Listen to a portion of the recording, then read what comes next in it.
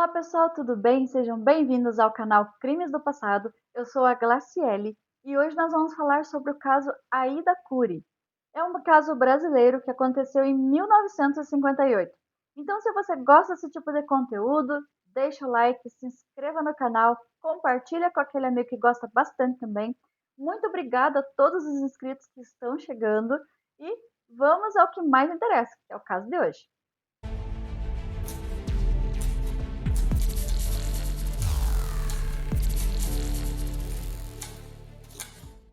Aida Jacob Cury nasceu em 15 de dezembro de 1939 em Belo Horizonte. Seus pais tiveram 5 filhos, dos quais a Aida era a única menina.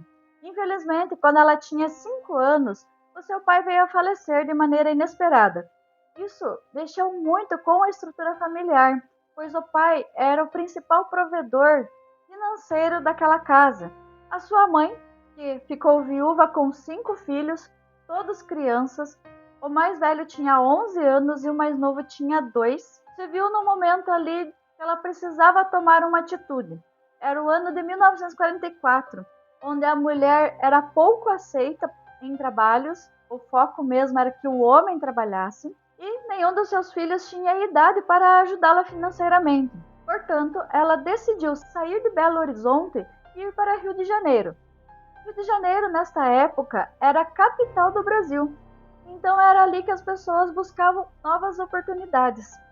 Chegando no Rio de Janeiro, a família de Aida passou um tempo na casa de familiares, ali, tias e tal, mas a mãe se sentiu muito constrangida. Afinal de contas, ela ia na casa desses parentes com 5 filhos e sem a mínima condição financeira de contribuir, de ajudar. Ela foi então em vários colégios e descobriu que existia um colégio ao qual era um internato para meninos.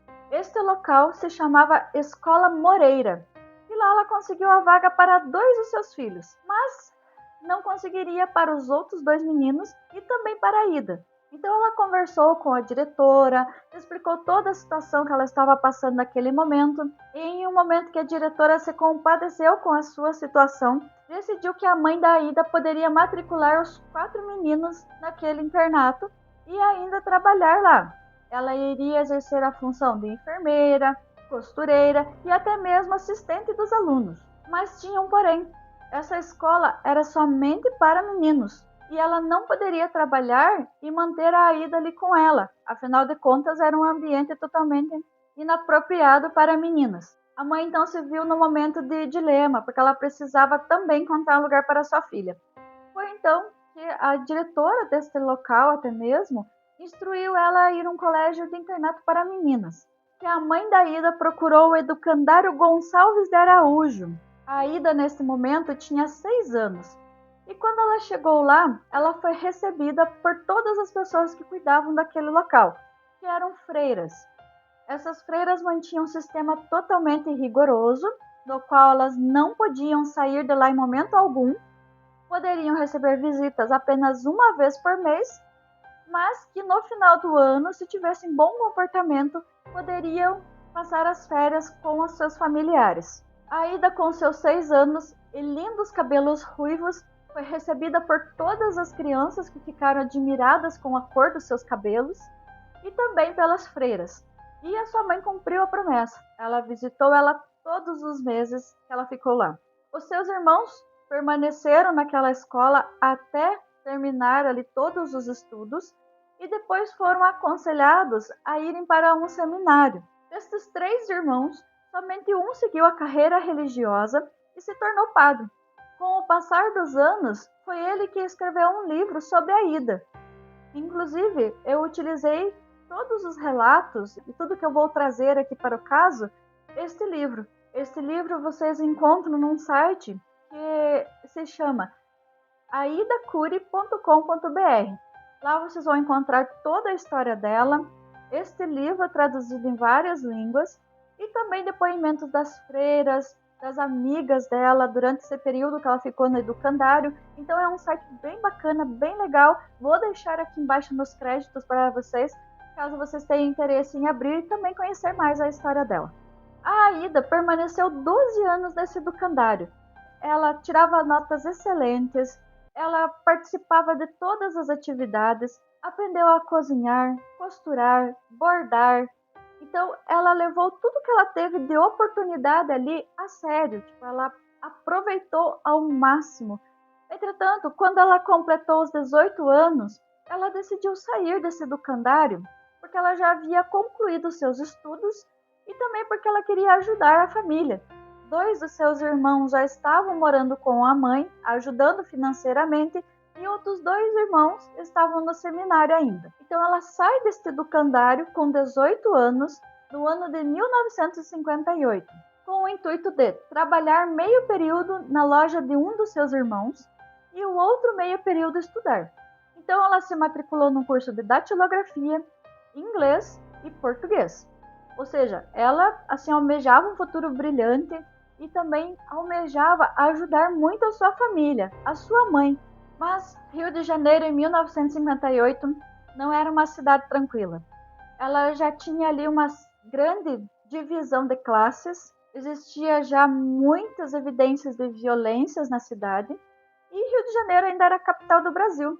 Nas principais avenidas, os jovens começaram a se aglomerar e fazer pequenos grupos definidos. Existia aqueles grupos tranquilos que se reuniam para trocar ideias. Foi nesse período também que a Bossa Nova começou a crescer entre os jovens, assim como também começou a crescer o interesse pelo modo de vida dos jovens americanos. E era usar as jaquetas de couro, os óculos escuros. Obviamente que quem tinha acesso a tudo isso era classe média ou classe alta. Era evidenciado que várias vezes eles cometeram atos infracionais, até mesmo abuso contra meninas, mas a polícia não fazia nada. Então era uma situação assim bem complicada e bem grave que estava acontecendo. Inclusive, existia um nome definido para abuso sexual. Se chamava curral nessa época. E os jovens, digamos, eles escolhiam uma vítima feminina e ali eles cometiam atrocidades contra essas meninas. Essas mulheres, meninas, tinham medo de denunciá-los ou muitas vezes até mesmo iam até a delegacia para falar sobre o que havia acontecido, mas elas não tinham credibilidade perante os homens na sociedade. Então culpava-se ainda muito as mulheres pelo que acontecia com elas. Elas não eram tratadas como vítimas, e sim como a consequência dos seus atos. No dia 14 de julho de 1958, a Aida estava saindo do seu curso de datilografia. Ela permanecia nesse curso até um pouco antes das 20 horas, saía de lá, passava por avenidas assim bem conhecidas, inclusive por esses grupos de jovens, e pegava sua condução às 20 horas para chegar em casa às 20h30. Mas nessa noite específica, do dia 14 de julho de 1958, infelizmente a Aida acabou se deparando com Ronaldo. Ronaldo fazia parte desse grupo de playboys e ele fingiu ter derrubado um chaveiro ali pelo chão para puxar assunto com a Aida e uma amiga que a acompanhava. Mas ao perguntar para a Aida se aquelas chaves eram dela, ela deu uma resposta de que não e continuou o seu caminho. Afinal de contas, a Aida era uma menina muito responsável e sabia que ela não deveria conversar com aqueles meninos ali porque eles já eram considerados pela sociedade meninos inadimplentes. Ela então continuou o percurso com a sua amiga, mas um outro colega de Ronaldo se juntou a ele para pegar objetos pessoais da Aida. Então eles acabaram pegando a bolsa dela juntamente com o seu estojo de óculos. Esses óculos eram usados para leitura. E na bolsa da Aida estava o dinheiro para a condução. A Aida, inconformada, afinal de contas ela não conseguiria pegar a condução, acabou indo atrás desses meninos ali. Eles começaram a jogar um para o outro, tirar ali até mesmo um certo sarro dela, né, fazendo ali com que ela os acompanhasse para pegar os seus objetos. E a Aida acabou se afastando dessa amiga. A amiga, considerando que ela ficaria bem, talvez, né, não tem como julgar essa amiga, mas ela pegou a condução e seguiu o seu trajeto. enquanto a Aida foi atrás desses jovens para recuperar seus pertences. Não foi um ato de inocência da parte da Aida, e sim foi um ato dela não perceber a monstruosidade destes meninos. Então, a Aida continuou ali tentando pegar seus objetos, aqueles meninos correndo, ela indo atrás. Várias pessoas viram tudo isso que estava acontecendo e esses meninos tentam jogar ali os objetos dela e continuar caminhando, acabaram levando ela próximo a um edifício. Esse edifício se chamava Rio Nobre e ficava na Avenida Atlântica, uma das mais conhecidas avenidas do Rio de Janeiro. Quando eles chegaram próximo a esse local, eles começaram a correr e a Aida foi atrás. Mas quando eles passaram próximo a um elevador, a Aida acabou sendo agarrada e puxada para dentro do elevador desse edifício. Os meninos entraram lá dentro e apertaram o 12º andar para o elevador subir. Como que eles conseguiram entrar nesse edifício? Pois bem, um dos meninos, o Cássio, ele era sobrinho do síndico deste edifício. E o porteiro deu a chave de um apartamento que estava passando por reforma, que era o 1201. Este porteiro, ele foi condizente e aceitou aquela situação. Podemos até mesmo dizer que não foi a primeira vez que isso aconteceu. Já havia acontecido outras vezes. Era um ato até mesmo comum ali entre os jovens. E eles já sabiam para onde levar essas moças que eles acabavam ali acuando, acabavam assustando e levando lá para cima. Portanto, eles levaram a Aida até este apartamento, o Cássio, o Ronaldo e o porteiro, o qual seu nome era Antônio. Ao chegar neste local, a Aida percebeu que ali ela iria passar por uma situação muito difícil, mas ela foi resistente. Ela não permitiu em momento algum que o abuso sexual acontecesse. E esses meninos ali, frustrados por não acontecer o que eles queriam, que eles estavam acostumados a conseguir, tiveram um ato de violência. Eles decidiram que já que eles não iriam conseguir cometer o abuso sexual, então que eles iriam espancá-la. Portanto, ali, eles rasgaram as roupas da Aida, bateram nela, deram tapas, socos, mordidas, arranhões. Obviamente também que ela resistiu, ela fez de tudo para tentar se desvencilhar daqueles 3 homens.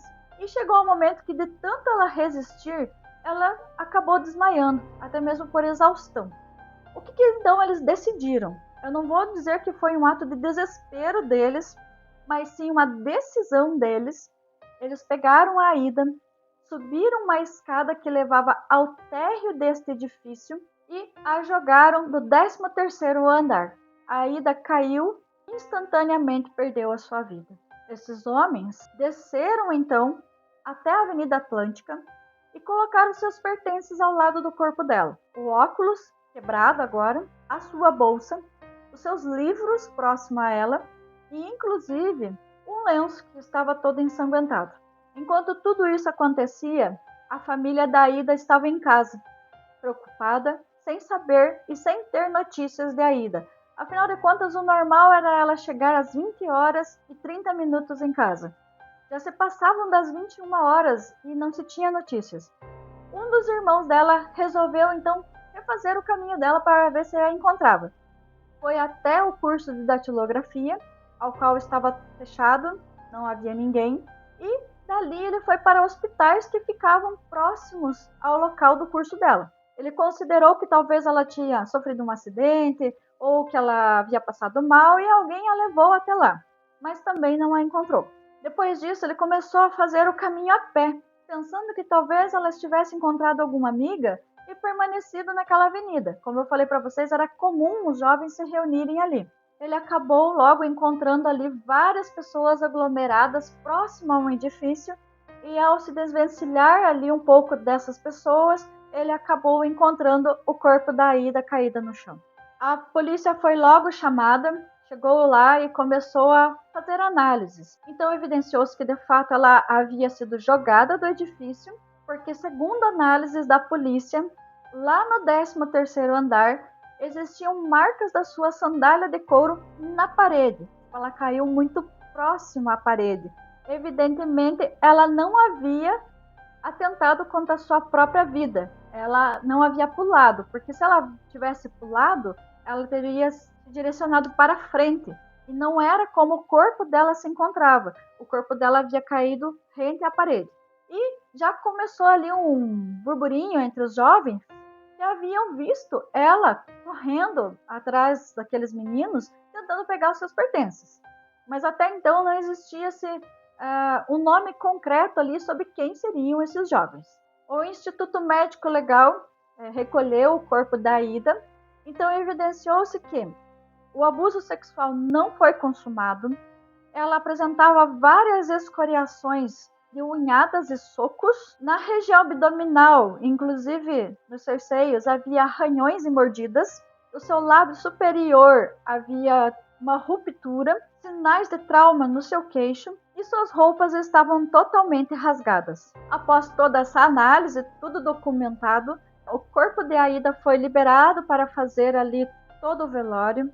O seu caixão foi carregado pelas colegas do educandário e todas as freiras e padres ali da região participaram desse culto ali para fazer o enterro.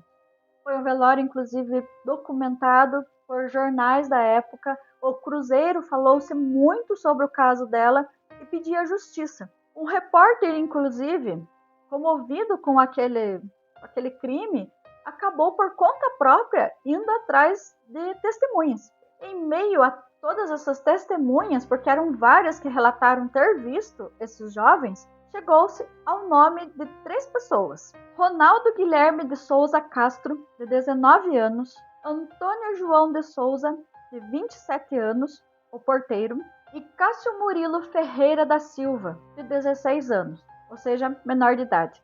Este jornalista então levou estes nomes para a delegacia, publicou reportagens cobrando justiça, o que fez com que a polícia começasse então a agilizar e buscar soluções. Evidenciou-se que o Ronaldo ele havia nascido no Espírito Santo e que era filho de uma tradicional família da classe média alta e que havia sido mandado para o Rio de Janeiro para estudar. Inclusive, ele tinha um longo histórico de atos infracionais que foram acobertados pelo seu pai. O Cássio, ele era um menino de 16 anos, como eu falei para vocês, ele era sobrinho do síndico daquele edifício. Ele era basicamente um desocupado, porque ele não estava mais estudando, havia sido expulso dos colégios que ele estava por desrespeito, irresponsabilidade, por atos infracionais. E o Antônio, que era esse jovem de 27 anos, era o porteiro, aquele que autorizava a entrada desses jovens no edifício. Não se tem respostas e não se sabe ao certo se eles observaram por vários dias a Aida e sua colega para definir que ela seria a próxima vítima ou se eles decidiram naquele momento. Então eles foram presos, foram levados a julgamento e inclusive o Cássio foi considerado o principal autor de toda aquela violência contra a Aida.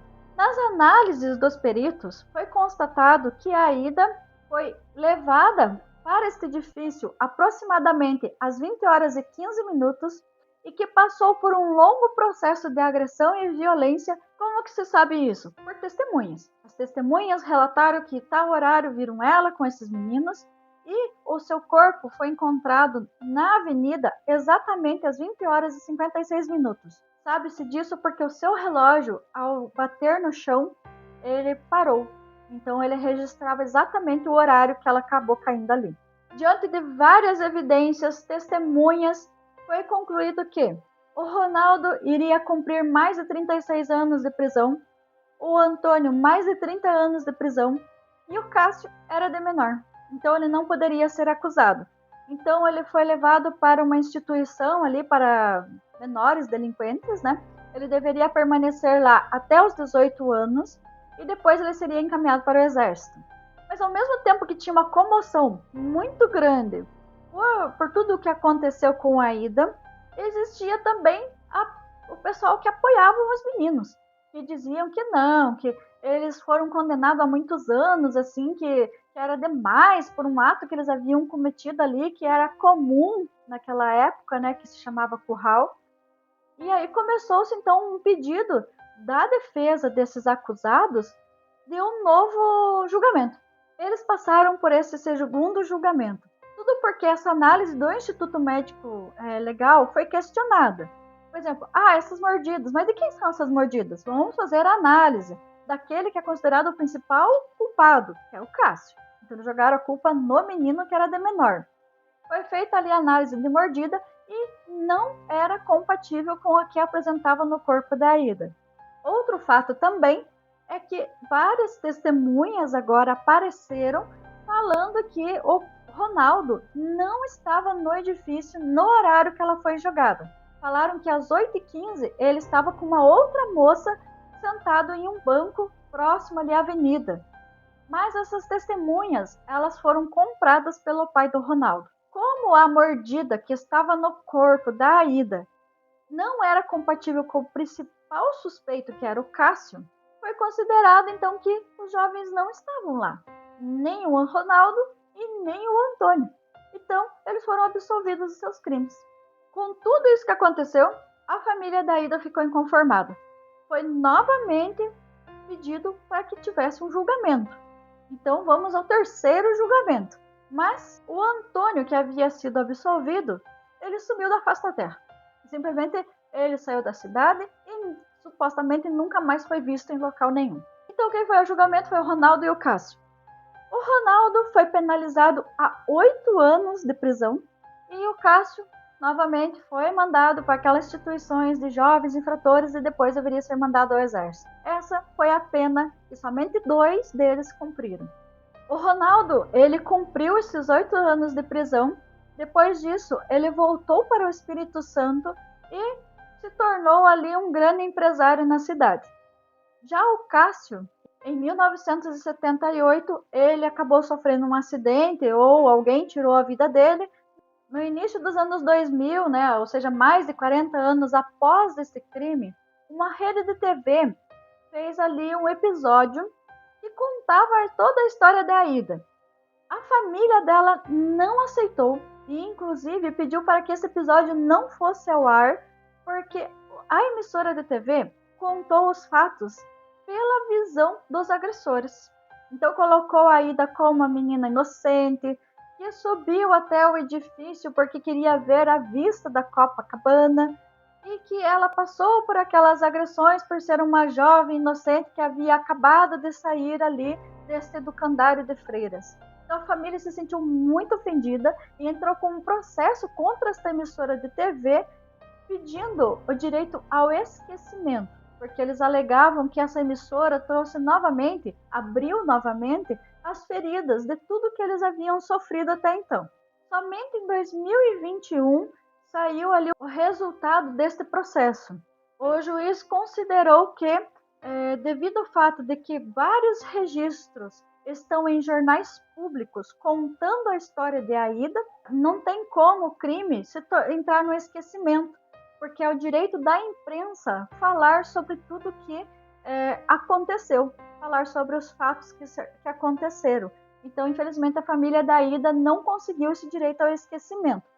Por fim, tenho a dizer que a Aida Cury era uma menina maravilhosa, resistente, resiliente, tinha apenas 18 anos, tinha um futuro inteiro pela frente, sonhos de formar-se, trabalhar, ajudar sua família, mas que naquela noite de 14 de julho de 1958, a sua vida foi brutalmente interrompida, não por acaso, mas pela violência e covardia de homens que se sentiram no direito de tirar a sua vida e também calar a sua voz. Hoje o seu nome está gravado em várias ruas, inclusive está em músicas da Rita Lee, em livros e principalmente na memória de todos aqueles que acreditam que nenhuma vida deve ser apagada pela violência. Bom, gente, este foi o caso de hoje. Novamente eu agradeço a todos os inscritos que estão chegando, fico muito lisonjeada mesmo. Peço para que vocês deixem seu like, se inscrevam, compartilhem com aqueles amigos e a gente se vê no próximo episódio.